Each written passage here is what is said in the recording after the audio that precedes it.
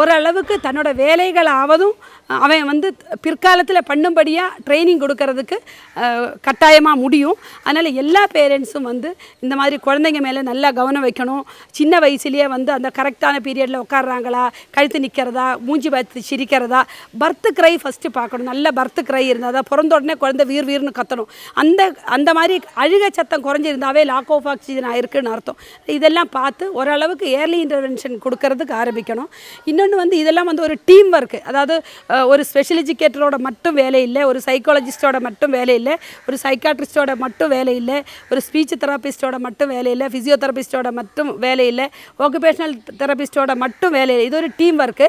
இதில் எல்லாரும் சேர்ந்து இந்த குழந்தைங்களோட ஸ்ட்ரென்த் என்ன, வீக்னஸ் என்ன, இந்த மாதிரி ஒரு மூளை வளர்ச்சி குழந்தை கிடைச்சானாக்கா அவங்களுக்கு என்ன ஸ்ட்ரென்த் இருக்குது, என்ன வீக்னஸ் இருக்குது, இதை பார்த்துட்டு அவங்களுக்கு ப்ரையாரிட்டி கோல் ஸ்டேட்மெண்ட், அவங்களோட ப்ரெசென்ட் லெவல் என்ன, பேஸ் லைன் என்னன்னு கண்டுபிடிச்சு ப்ரையாரிட்டி கோல் ஸ்டேட்மெண்ட்னு சொல்லுவாங்க. அது போட்டு அவனுக்கு உடனடியாக டாய்லெட் ட்ரைனிங் கொடுக்கணும். அதாவது ஆக்டிவிட்டீஸ் ஆஃப் டெய்லி லிவிங்னு சொல்லுவாங்க.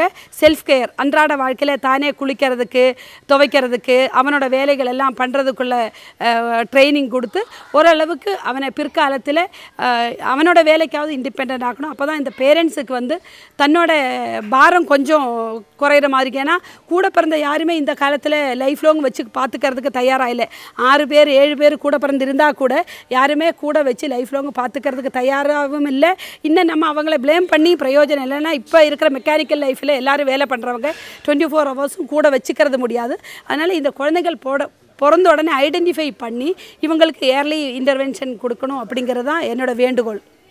சிவசக்தி காப்பகத்திற்கு கிடைத்திருக்கிற இதுவரை அங்கீகாரங்கள், சிவசக்தி காப்பகத்திற்கு கிடைத்திருக்கக்கூடிய விருதுகள் மிகப்பெரிய அங்கீகாரங்கள் அப்படின்னு குறிப்பிட்டு சொல்ல முடியாதா இருந்தால் அதை பற்றி கொஞ்சம் சொல்லுங்களேன். இது என்னோட தனிப்பட்ட அங்கீகாரம்னு எனக்கு சொல்கிறதுக்கு விருப்பம் இல்லை. ஏன்னா இது ஒரு டீம் ஒர்க்கு. இங்கே இருக்க எல்லாரும் டெடிக்கேஷனோட வேலை பண்ணுறதுனால தான் எனக்கு பல அங்கீகாரங்களை, ஸ்டேட் அவார்டு, நேஷ்னல் அவார்டு, அந்த மாதிரி ரோட்ரி அவார்டு, லயன்ஸ் அவார்டு, மற்ற பல துறையிலிருந்தும் எனக்கு நிறைய விருதுகள் கிடச்சிருக்கு. இது எல்லாமே வந்து என்னோட மட்டும் அங்கீகாரம்னு நான் நினைக்கல. ஏன்னா இது ஒரு டீம் ஒர்க்கு. இங்கே இருக்க எல்லாரும் டெடிக்கேஷனோட வேலை பண்ணுறதுனால இந்த மாதிரி அங்கீகாரம் கிடச்சிருக்கு. இதில் நிறைய எல்லா துறையிலிருந்தும் நான் முன்னமே சொன்னேன், இதில் எல்லா துறையிலிருந்தும் உள்ளவங்க வந்து நீதித்துறை, அதாவது கார்ப்பரேட் பீப்புள், சினிமா பீப்புள், கலைத்துறையை சேர்ந்தவங்க, அதாவது சோஷியல் ஒர்க்கை சேர்ந்தவங்க, பிஸ்னஸை சேர்ந்தவங்க எல்லாரும் இதில் இந்த ஹோமில் விசிட் பண்ணியிருக்காங்க.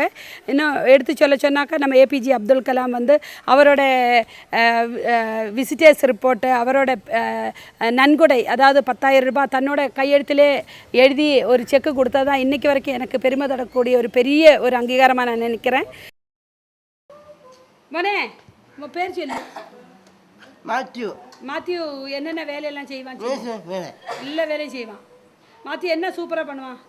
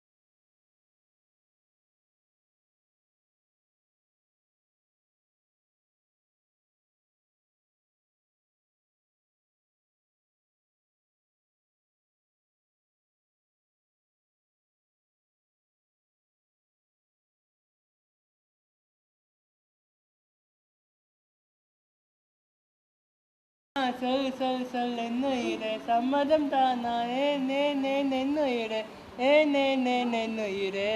இது பாட்டா இது இன்னொரு கைகளிலே யா யா நானா என்னை மறந்தாயா என்னுயிரே என்னுயிரே.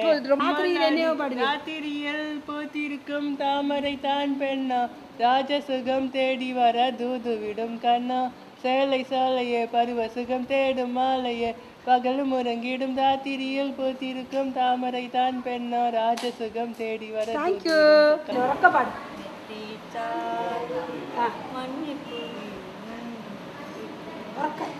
மண்ணு பிரசாதம் மண்ணிப்புரி இன்னுண்டு முட்டை பொன்னோனு பூவே நீ மண்ணூச்சிரி தூக்கி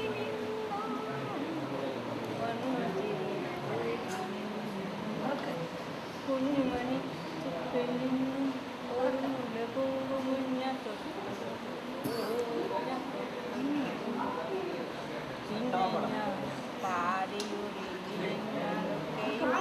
നിന്നെ കുറിച്ചായി അന്തിമയങ്ങിയ നേരത്തിന് നെഞ്ചിലുമേ തേടി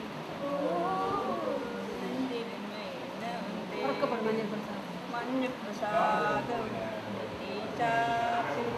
മഞ്ഞ மூல வளர்ச்சி குறையோட கூட இவனுக்கு எபிலெப்சிங்கிற நோயும் இருக்குது. இவனுக்கு என்ன ஒரு ஸ்பெஷல் டேலண்ட்னாக்கா நீங்கள் என்ன ராகம் பாடினாலும் ஃபியூ செகண்ட்ஸில் என்ன ராகம்னு கண்டுபிடிச்சிடலாம். அது கிளாசிக்கல் மியூசிக் ஆகட்டும், சினிமா பாட்டாகட்டும், என்ன பாட்டு பாடினாலும் சொல்லுவான். இன்னொன்று 60லேருந்து 80 வரைக்கும் உள்ள படம், அதாவது எம்ஜிஆர் சிவாஜி காலத்தில் எந்த படம் பேர் கேட்டாலும், ஜெயலலிதாவும் எந்த படம் பேர் கேட்டாலும் படத்து பேரை சொல்லிட்டு அதில் பாட்டு எந்த பாட்டு வரும்னு சொன்னால் கரெக்டாக எல்லா பாட்டும் சொல்லுவான். 60லேருந்து 80 வரைக்கும். இன்னொன்று வந்து அந்த பாட்டு பாடிட்டு இது எந்த படம்னு கேட்டாலும் கரெக்டாக படம் சொல்லுவான்.